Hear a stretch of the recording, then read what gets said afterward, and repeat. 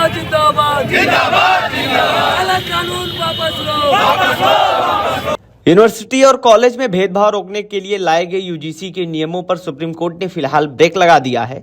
Equity regulation 2026 को लेकर पिछले कई दिनों से देश भर में जो घमासान मचा था और आज भी पटना में कुछ जगहों पर इसको लेकर उग्र प्रदर्शन देखने को मिला।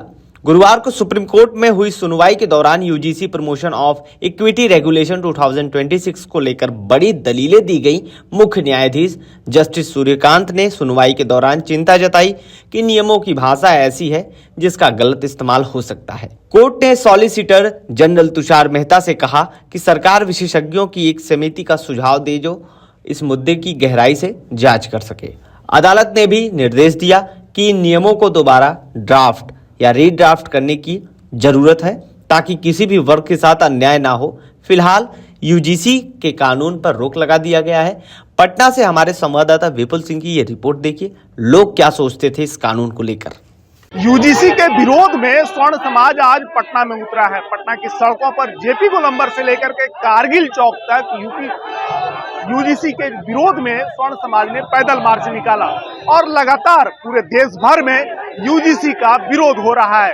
स्वर्ण समाज के लोगों का कहना है कि इस कानून से जो स्वर्ण समाज के बच्चे हैं उनको हानि पहुंच सकती है, उनको घाटा हो सकता है। किस आधार पर?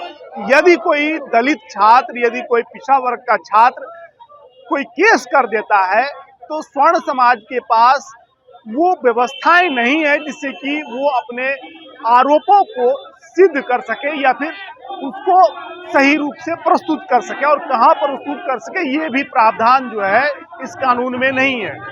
आज पूरा स्वर्ण समाज जो है यहाँ पर कारगिल चौक पर है और लगातार विरोध हो रहा है। क्यों विरोध कर रहे हैं आप लोग? क्यों विरोध करने का कारण है कि हम उस राम का वंशज है जो साबरी का झूठा बैर खाया है और हमें आरोपित किया गया है और हमने कभी किसी का भेदभाव नहीं किया है, चाहे वो हरिजन हो, चाहे बकबेट हो या बर्जन हो, हमने सबके साथ मिलकर काम किया है। उसका जीता जो उदाहरण हमारा पूरा इतिहास पड़ा है कि महात्मा बुद्ध मैंने बनाया, महात्मा बुद्ध महावीर जब मेरा ही वंश से आया अंश और आज हमको विध्वंस करने का काम किया है। धर्मेंद्र प्रधान तो लगातार कह रहे हैं कि इससे जो स्वर्ण समाज के बच्चे हैं उनको कहीं कोई घाटा नहीं होगा, कहीं किसी पर अत्याचार नहीं होगा। नहीं है। तब जेएनयू के दीवार पे लिखा जाता है कि ब्राह्मण बन या भारत छोड़ो, तो हम किसके पास अपना गुहार लगाएं? जब आप बोल रहे हैं कि इसमें घाटा नहीं है, हमारा सुनने वाला कौन है? लगातार जिस तरीके से क्या कहेंगे इस कानून को लेकर के? कहने के लिए हमारे भाई लोगों ने सबने कह दिया, सबसे ये काला कानून है, कोई जरूरत नहीं थी इसकी, इसका जरूरत क्यों पड़ा मुझे पता नहीं, किस लिए लाए ये कानून मुझे पता नहीं। आप कहते हो कि सबका साथ लेंगे, सबका प्रयास होगा, सबका विकास भी होगा, बहुत अच्छी बात है। विकास किसका होगा? मेरा तो विनाश होगा ना। केंद्रीय शिक्षा मंत्री ने तो साफ तौर पर कहा था कि इस कानून से स्वर्ण समाज के बच्चों पर कहीं कोई नकारात्मक प्रभाव नहीं पड़ेगा और जो सही प्रक्रिया है उसके तहत जो है ये काम किया। सर मुझे क्या सही प्रक्रिया, क्या फंडामेंटल राइट्स है? बाबा साहब का बात कर रहे हो, संविधान की बात कर रहे हो ना। बाबा साहब ने खुद कहा है आर्टिकल 14, आर्टिकल 15 में समानता का अधिकार है। तो क्या समानता हो है? क्या असमानता है ना बॉस? क्या समानता है? केंद्र सरकार का भी कहना है, जिसका आप विरोध कर रहे हैं, कि ये कोर्ट के फैसले के बाद जो है इस तरीके की व्यवस्थाएं की जाए। अभी 2:45 बजा है, 1:10 पे माननीय सुप्रीम कोर्ट का डिसीजन आ गया कि इसको भी रोका जाए और इस पर एक जांच कमेटी बैठा के इसको फिर से जांच किया जाए। तो ऐसा नियम बनाने की जरूरत क्यों बनाते हो? एक बार आप नियम बनाते हैं फिर उस नियम में संशोधन करते हैं, जरूरत क्या है संशोधन करने की? आप मीटिंग करते हैं, लोगों से बात लेते हैं कि क्या कमी है, क्या चाहिए, क्या नहीं चाहिए, वो चाहिए। चलिए, क्या लगता है आप कोर्ट का कैसे बात करते हैं? 2019 में सुप्रीम कोर्ट बुलाते हैं, एसएससी खत्म होना चाहिए। यही रामविलास बाजी सब मिलकर इनको ने आपको पता होना चाहिए कि 2019 में सुप्रीम कोर्ट क्या कहा कि बहुत हरिजन गलत उपयोग करते हैं एसएसटी का। और कितना, जैसे आप एक तिवारी आपको देख रहे हैं फेसबुक पर, तिवारी जी 20 साल का सब बर्बाद हो गए, उनका कुछ नहीं रहा। अब तो देख रहे हैं, जब आप बोले तो ऑफर, हम बोले तो लोफर, आप बोले तिलक तराजू और तलवार जूते मारो चाल, तो उनका कोई उपाय नहीं। बूढ़ा बाल साफ करो तो कोई उपाय नहीं, लेकिन हम कुछ बोले तो अंगारा हो गए और आप बोले तो फवारा हो गए।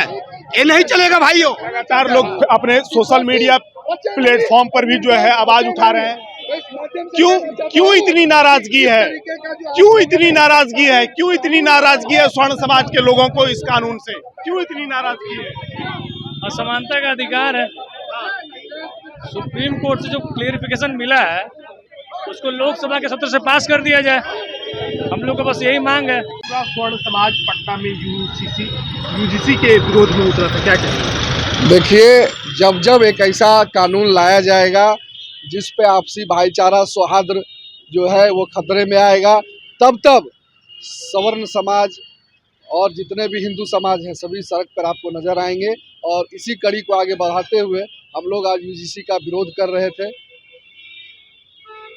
सुप्रीम कोर्ट का फैसला आया है, स्टे कर दिया गया है इसको। देखिए, मैं कहना चाहता हूं, आप क्यों इस तरीके का कानून ले आते हैं जो कानून से किसी सभी जाति धर्म के लोगों को, सभी जाति समुदाय के लोगों को और उसके आने वाले भविष्य को इस तरीके से खतरे की घंटी सुनाई देती है। आप इस तरीके का क्यों काम करते हैं? इस देश को आज़ाद कराने में सभी जाति धर्म के लोगों ने योगदान दिया, तब हिंदुस्तान आज़ाद हुआ। सभी की भूमिका रही है। आप बचपन से ही कास्ट फैक्टर देकर बच्चों को लड़वाने की जो कवायद कर रहे हैं, यह कहीं से भी उचित नहीं है। मैं कहना चाहता हूं कि याद कीजिए कि यही आरजेडी है। इसी के नेता ने बोला था अशोक महतो जी ने कि बूढ़ा बाल साफ करो। आज देखिए 25 सीट पे आके सिमट गया है। मैं कहना चाहता हूं कि अगर छेड़िएगा तो हम छोड़ेंगे नहीं। और ये इन भुजाओं में आज भी शक्ति है, अगर राज तिलक करने की तो इन भुजाओं में शक्ति है आपको सिंहासन से उतार के फिर से सड़क पर ले आने की।